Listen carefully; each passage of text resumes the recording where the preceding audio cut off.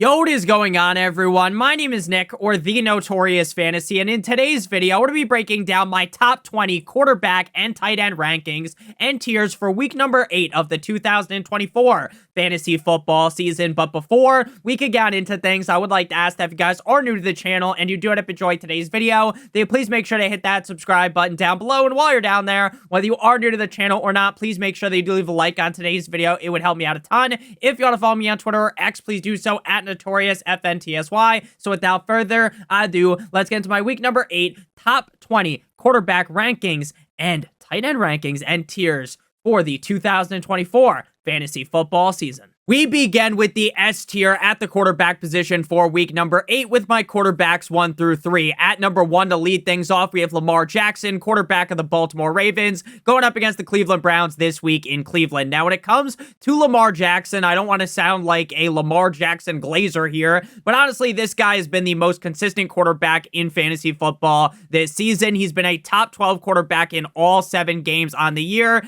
and he has been a top 8 quarterback in every single game outside of 2. Last week, he was the quarterback number 1 when he laid the smackdown brother on the Buccaneers in prime time. 5 total touchdowns, 52 rushing yards, and 281 passing yards. I believe he could be the quarterback number 1 in any given game due to his rushing upside, due to his passing prowess, and because the Cleveland Browns now have Jameis Winston under center, this could be a back and forth affair in which I love Lamar Jackson. At number 2, we got Josh Allen of the Buffalo Bills going up against the Seahawks in Seattle. This is another game that I really do project to be very back and forth, a high scoring affair. Now, Josh Allen has been incredibly boom or bust this season. To start off the season, he was the quarterback 1, then the quarterback 28, then the quarterback 1 again, then, you guessed it, the quarterback 28, then 19, 5, and 6. I believe he is a very good bet to finish inside the top 6, though, in any given game, especially up against a Seahawks defense that looks more deflated than Tom Brady's balls. So ultimately,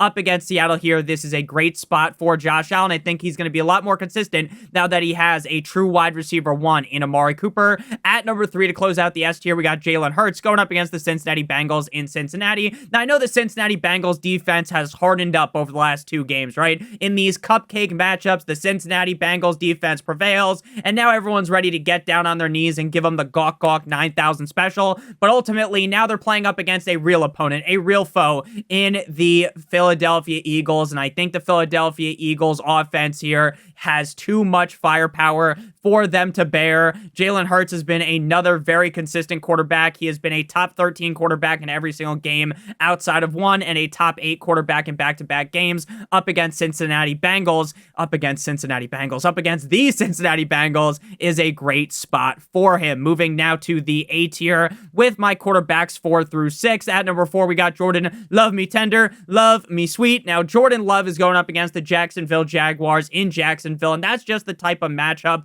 that has me feeling nicey. That's the type of matchup where I'm bricked up underneath my desk as we speak. The Jacksonville Jaguars defense has more holes than a golf course, and I do believe that Jordan Love is going to take advantage of that. Jordan Love has been very consistent this year as well, a top 12 quarterback in every single game outside of 1. He was the quarterback 10 last week and the quarterback 3 the week prior, and in great matchups, you're going to see Jordan Love rip these defenses to shreds, and that's exactly what this matchup is. At number 5, we got Caleb Williams of the Chicago Bears going up against the left hands up. Who are we? The Commanders? Now, Caleb Williams has been a top 6 quarterback in back-to-back games, and honestly, coming out the gate of the season, I was a bit more pessimistic about Caleb Williams. After I saw him shit the bed up against the Tennessee Titans, I said, you know what? Let's just wait and see with Caleb Williams. Let's not just put the crown on his head.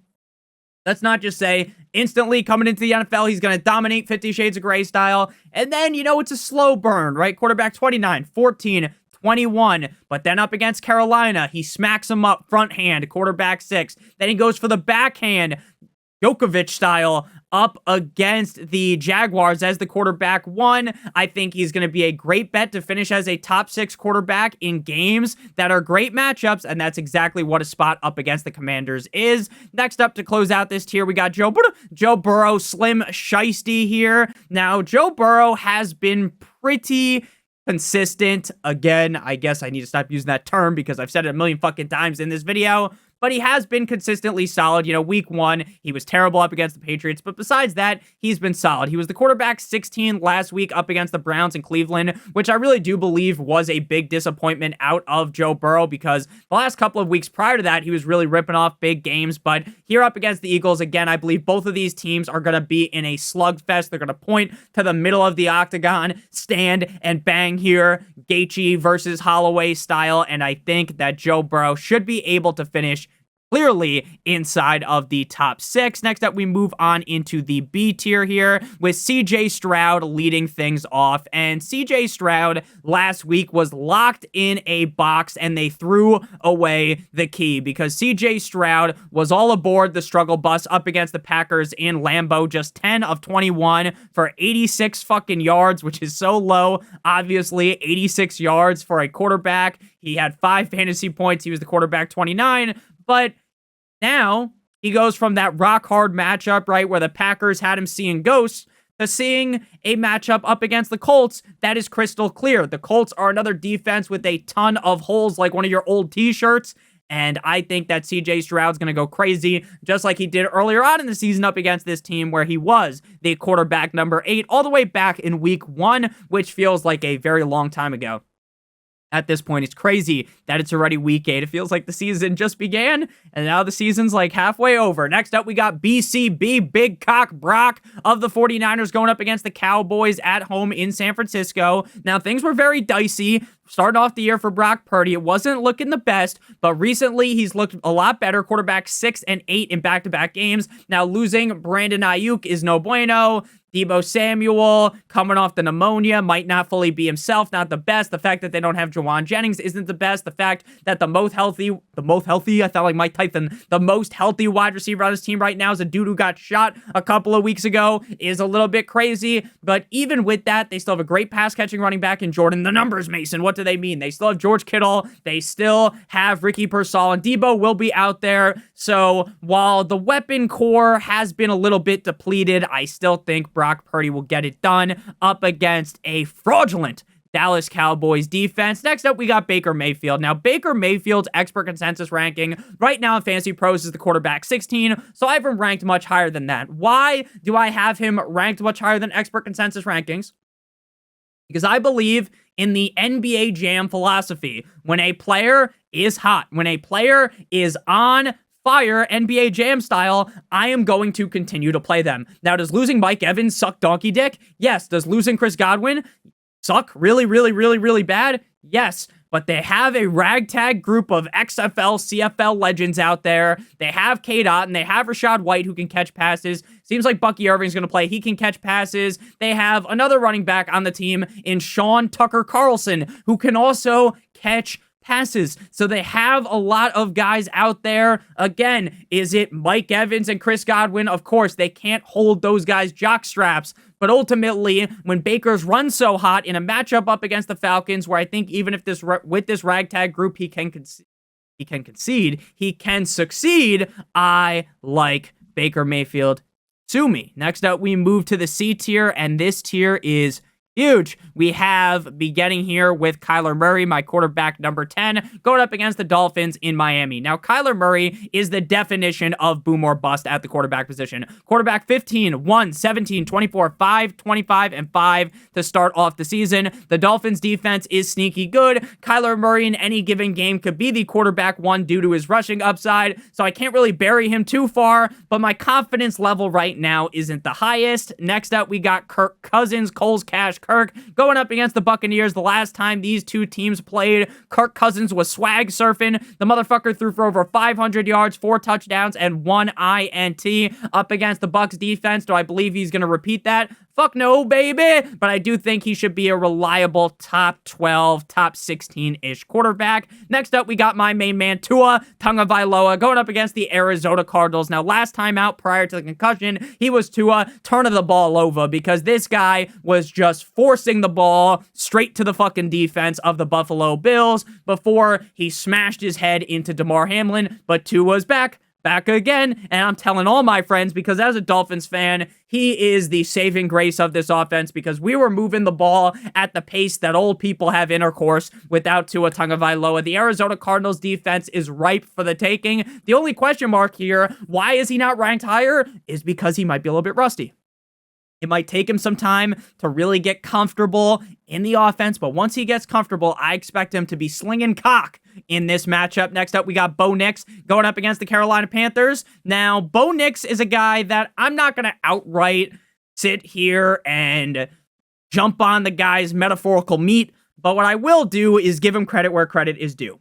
In the last 3 games, he's been the quarterback 18, 9, and 8. The rushing upside is significant. He could rush for 70-plus yards in any given game. He could rush in multiple touchdowns. The Panthers' defense is so laughably bad that at this point in the season, we need to start throwing more respect on Bo Nix's name. Now, his wide receiver core is raggedy like Ann, but I do expect up against the Panthers' defense that even a shitty quarterback can succeed. So with Bo Nix looking pretty solid as of recently, I will throw my vote of confidence onto him. Next up, we got Jared Goff, and honestly, I'd like to rank Jared Goff a little bit higher, but I do believe that the Tennessee Titans defense is a little bit sneaky good. Now, are they the 85 Bears? Of course not, but they're better than people will give them credit for. Jared Goff, starting off the season, he was a complete and utter unmitigated disaster. If you started him, he basically bent your team over the table without the common courtesy of even spitting on that thing. But over the last 3 weeks, quarterback 4, 4, and 11, this offense has been surgical. So up against the Titans, even if the matchup is a little bit, more mid compared to other matchups for Jared Goff. Jared Goff was a top 12 quarterback last week up against the Vikings, so we can't bury him too far. Losing Jameson Williams does hurt a little bit, though. Next up, we got Geno Smith going up against the Buffalo Bills. Again, this matchup has all of the makings of being a very high-scoring game. He's played in 7 games on the year, and 5 of them were inside of the top 12, and 3 of them were inside the top 8, 4 of them inside of the top 9. The Buffalo Bills defense, another one of these that's a little bit underrated, but ultimately, Geno Smith, even without DK Metcalf, can turn it up and have a solid showing. If Metcalf was healthy, I would have him ranked a little bit higher because losing Metcalf, while he isn't this super consistent fantasy football player, he plays a big part in the game plan, even if he's not getting the ball, because the defenses are worried about that huge man who runs at the speed of light catching the football. Before we break down Mr. Unlimited and the rest of the quarterbacks, then pivot on into the tight ends, I would like to give you guys a quick word for our friends and our partner over at Underdog. If you're new to Underdog and use promo code Notorious or click on the link in the video description, you will get your free pick, which today is going to be Victor Wembanyama, higher than half of a total point. You match that with any other player in the NBA, not on the Spurs, or any player in the NFL. If both your picks hit, you'll get 3 times your entry fee into your pick'em. If you do multiple other picks, the payout will be higher. You might be watching this on Sunday. Victor Wembanyama already played on Saturday. What happens then? Then you will get a different pick, which I believe is going to be an NFL quarterback higher than half of a total yard. Again, you receive the free pick plus a first-time deposit offer of up to $1,000 in bonus cash. So make sure you guys do check that out. Promo code Notorious or by clicking on the link in the video description. So when it comes to Russell Wilson, last week, things started off very slow.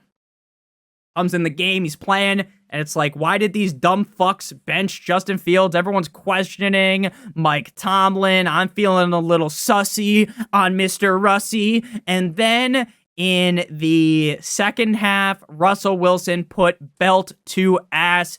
He branded that Jets defense, and that's a good defense. Now he's going up against the Giants. Not the best defense.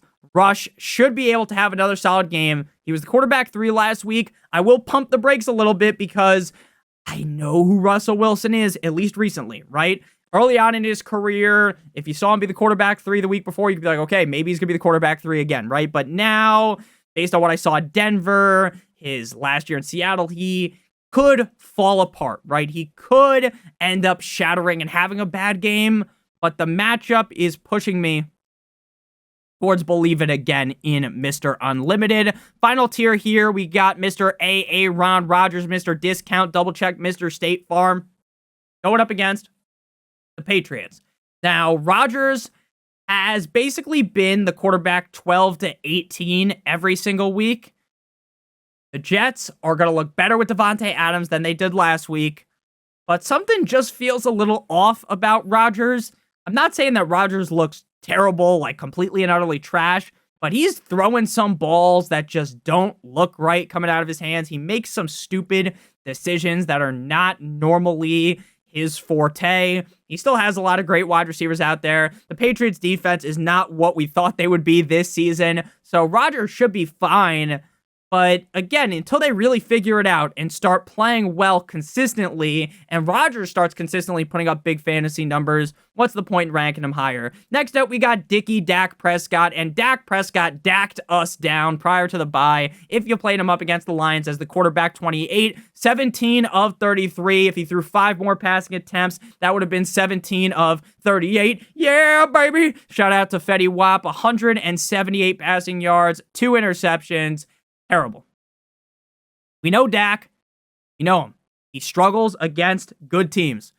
Playing against the 49ers, they're a good team. I think Dak should bounce back, but I don't want to, plant my flag on that take, so I've got him ranked much lower than most people will. Next up, we got Drizzy Drake May, and I guess technically calling him Drizzy Drake May, that's Drake London, so Draco May. Drake May has been a very solid quarterback, a top 10 quarterback ever since he took over as the starter for the Patriots. And while I want that to repeat against the Jets, because the Jets defense is looking a little bit shaky, problem is Drake May's a rookie. He ran hot against the Jags, whose defense is hot ass. Shout out to Julia Love, and then, or Brandy Love. I don't know if Julia Love is a star of the corn, but number 10 up against the Texans. So, again, he's put up good games against against tough defenses and up against a bad defense of the Jaguars. I'm not ready to throw my crown on him just yet. And to close things out here, we got famous Jameis Eat a W Winston going up against the Ravens. Now, Jameis Winston is always one of my favorite players to watch in the NFL when he plays. He is either going to go out there and look like Patrick Mahomes. He is going to surgically eviscerate your defense. He's going to chop your defense up and leave them in a bunch of different suitcases around the city, right? Or he's going to go out there and throw 4 fucking interceptions and look like the worst quarterback you've ever seen. And then the next game, he's prime Mahomes. And then he does it again. He's great again, great again, great again. And then he's awful, awful, awful, right? Nightmare, nightmare, nightmare. You never really know what you're getting out of famous Jameis Winston. And that's what makes him so fun to play. But he's got LASIK now, so maybe he's a little bit more accurate. Next up, we move into the tight end position here. Tight end, my favorite position, as we all know. Moving to the number 1 spot in the S tier is Mr. Brock Bowers. Now, honestly, with how Brock Bowers has played this year, he might have stolen the nickname from Brock Purdy of being Big Cock Brock, because Brock Bowers has been insane. He has been so insane when you consider that he's a rookie, right? Tight end 3-3, then there was a bit of a skid, 17-24, and then back, tight end 2, 5, and 4 in PPR. Going up against the Chiefs, there are certainly better matchups than that, but without Devontae Adams, he's got 10 or more targets in 3 straight games, 14, 10, and 12 over the last 3 games, and while he keeps struggling to find the end zone, if you're getting that many fucking targets and you have great hands like Brock Bowers, getting 80-plus yards, you're going to be a top 5 tight end basically every week. Next up, we got George Kittle Me Timbers going up against the Dallas Cowboys. He is questionable with a foot injury. Nothing that I have read will tell you that he's, going to miss, so I'm going to assume he is good to go. Kittle's been a top 10 tight end every single game, the most consistent tight end in fantasy football. He gets his 6, 7+ targets every single week, and now without Juwan Jennings, now with a not fully there version of Debo, in my opinion, Kittle's going to continue to dominate in this offense. He's going to continue to put up good numbers, so he deserves to be ranked this high. At number 3, we got David Njoku. Now, honestly, when it came to fantasy football drafts, I thought David Njoku was one of the worst draft picks you could make at the tight end position. Deshaun Watson does not look at the tight end, surprisingly, considering the guy's a fucking pervert, and that leads to David Njoku kind of being led astray, even though the offense doesn't have that many weapons. But we saw last week David Njoku get fed, and I believe he is going to get fed by Jameis Winston. His touchdown in that game came from Jameis. 14 targets, 10 receptions, 76 yards. Do I expect him to be the tight end number 1 again? No, but I do think he should be comfortably top 3, top 5. Moving on into the A tier here, we have a loaded A tier. It's so big that it is covering me up as I speak right now, so I got to do the slide like at the beginning of, is that Sunday night or Monday Night Football when they do the slide? If you know, you know. The cha-cha slide here. I had Kelsey initially in the S tier, but I bumped him down because while their wide receiver core is not the best, Kelsey still kind of struggles to become the number one weapon or even get 6, 7 plus targets a game. He had just 5 last week, 4 receptions, 17 yards. The weeks prior, though, 10 and 9. I'm thinking he's bouncing back up against the Raiders, but I do feel more comfortable with the guys ranked above him, so I did bump him down a notch. Next up, we got Trey McBride going up against the Dolphins in Miami. The Dolphins' defense is pretty decent against the tight end, but Trey McBride sees 6 plus targets every game, and more than likely should see around 7 or 8 here, as the Cardinals should be trailing to the Dolphins, and he should be a reliable top 12 guy, top 10-ish guy, and that's what he's been this season. Next up, we got Easy Evan Ingram of the Jaguars going up against the Packers. Now, does the matchup scare me? 100%. But Evan Ingram's another guy that gets a heavy dosage of targets. Just in week 6 up against the Bears in London, he had 10 targets. Now, he followed that up with just 5, but he's going to get you about 10 points every single week with the upside to get you 20 plus. Next up, we got Tucker Kraft, mac and cheese. Now, Tucker Kraft was on a tear from weeks 4 through 5 as the tight end, won in both games, 3 total touchdowns in those games. And then week 6, he has the skid. And then in week 4, he bounces back as the tight end number 11.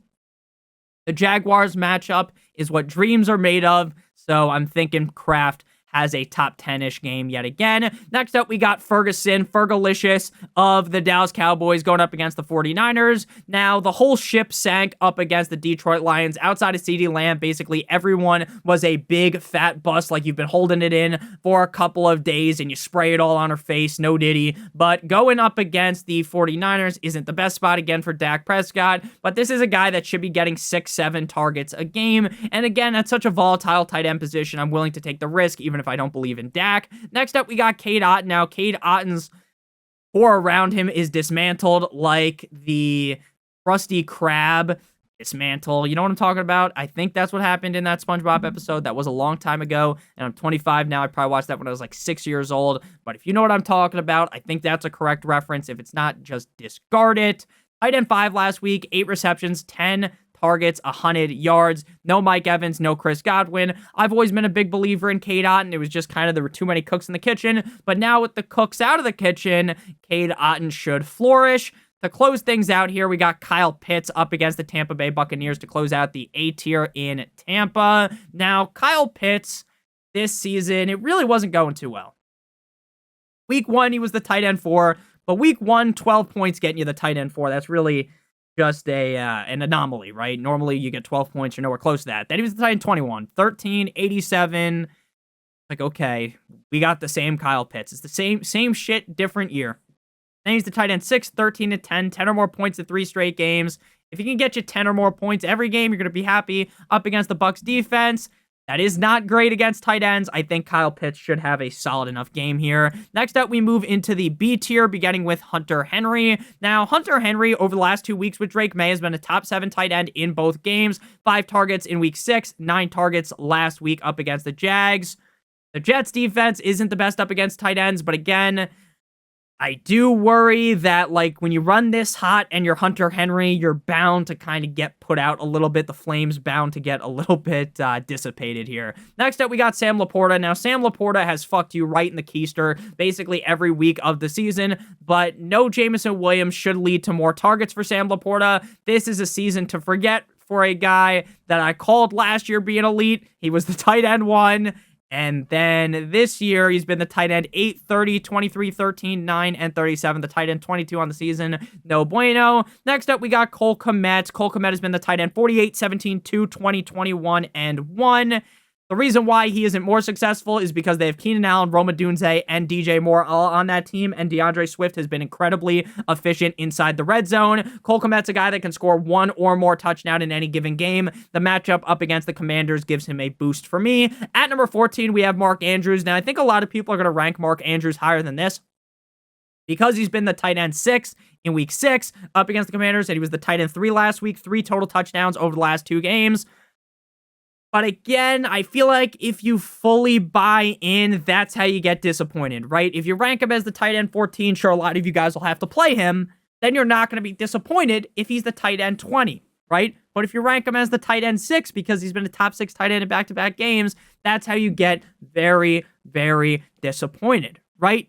If you are talking to some girl, right, it's your first date, and you bring her back, and you're assuming, oh, she's gonna fucking be doing tricks on my dick like her name was Tony Hawk or Shaun White, right? If you're expecting that, and then she gives you a dry handy, right? An over-the-pants hand job, then you're like, wow, that wasn't good enough, right? But if you're just expecting, maybe you give her a little kissy poo, you know? And then she's fucking bouncing on you like Lana Rhodes, then you've had some great success, right? So set your expectations low with Mark Andrews so you don't get disappointed, right? Because if you set your expectations low and then she's giving you that dry handy, not even a little bit of spit, you're still happy. So that's how I think about things. Sorry for being a fucking pervert here. We didn't need to go that in depth. But next up, we got Dalton Kincaid. Basically, all I'm saying is with a guy like Andrews, don't set yourself up to be disappointed, because if you're expecting a top 5 game and he doesn't give it to you, you're going to be very, very, very, very, very, very, very, very disappointed, which is exactly why I don't have Kelsey ranked inside the top 3. Next up, we got Kincaid. Now, Kincaid was banged up, but he's good to go with the collarbone injury. Kincaid's another one of these guys that hasn't lived up to my expectations, but he's not so bad like Laporta to where I'd be cursing his name out, screaming bloody fucking murder if you drafted Kincaid. Tight end 20, 10, 27, 11, 5, 14, and 38 dating back on the season. He's had 1, 2, 3 games over 10 points. The matchup here against the Seahawks is delectable, but hasn't done enough this season for me to really jump on the bandwagon. Next up, we move to the C tier here, beginning with Dalton Kincaid's enemy, his arch rival. We're playing against each other. Noah Fant. I've always been a believer in Noah Fant. I've always thought that he was better than his fantasy production, especially back in Denver and in Seattle, because there's been so many tight ends there. But they kind of clear out the tight end room. It gives Noah Fant more volume. But they have Metcalf. They have all these other guys. So Fant's kind of still an afterthought. But now without DK Metcalf, I think he's going to be higher up in the mind of the offense. Next up, we got Pat Freiermuth going up against the Giants. Now, Freiermuth's targets have been dropping like they're hot. He was normally a 4 to 5 target a guy weekly. And recently, he's gotten 3 in 3 straight games. So if he's only getting 3 targets, we can't really rank him higher than this. I don't know why my nose is so itchy. Normally, when I do coke before a video, it doesn't get that itchy. So I don't know why. That's another joke, guys. I don't do cocaine. I don't do any drugs. Even though everyone seems to think that I'm higher than a kite in every video, I actually don't do drugs. Not anymore. Been off them for a day. Next up, we got Jonnu Smith going up against the Arizona Cardinals. Nick, don't joke about drug use, Nick. It's not fucking funny. Remember when Christopher Moltisanti was so high that he accidentally sat on his dog, and we know what happened there? Joke, guys. It's a joke. It's a joke. So we got Jonnu Smith, 1:43 in the morning. I'm recording a quarterback and tight end video. Chill out, you know. These aren't the. I mean, there's a high effort that goes into all my videos. To be honest with you, right? But you're 30 minutes into a tight end quarterback video. Like, you're not gonna be expecting some crazy analysis on the tight end number. What's Jonnu ranked? Tight end 17. 18? Tight end 18. You're not really going to expect the most. I don't know why my nose is so itchy. I'm just going to itch it, and we're going to pause. I don't even like Coke, guys. I just like how it smells. But back onto the point of today's video. Jonnu Smith was the tight end 2 up against the Colts last week, but that was not with Tua. He scored a tight end. He scored a touchdown. He had 7 targets. Let's see if he can repeat it with Tua before we get too ambitious. Next up, we got Zach Ertz, and honestly, I'm kind of just getting tired of Zach Ertz. He's going to get you 10 plus points every single game, more than likely, but the upside is so limited, especially without Marcus Mariota and up against the Bears, so I did bump him down. Final tier here, we got Dalton Schultz as well as Tyler Conklin. Dalton Schultz has basically been banished from the start-worthy range because while the upside is there without Nico Collins, and while this matchup up against the Colts would have me jumping for joy, Dalton Schultz has just been disappointing every single week, 7 or fewer points in every single game. And honestly, what's the fucking upside if he's just never tapped into it this season? And then Tyler Conklin, he scored a touchdown last week, but the targets have been put in the backswing.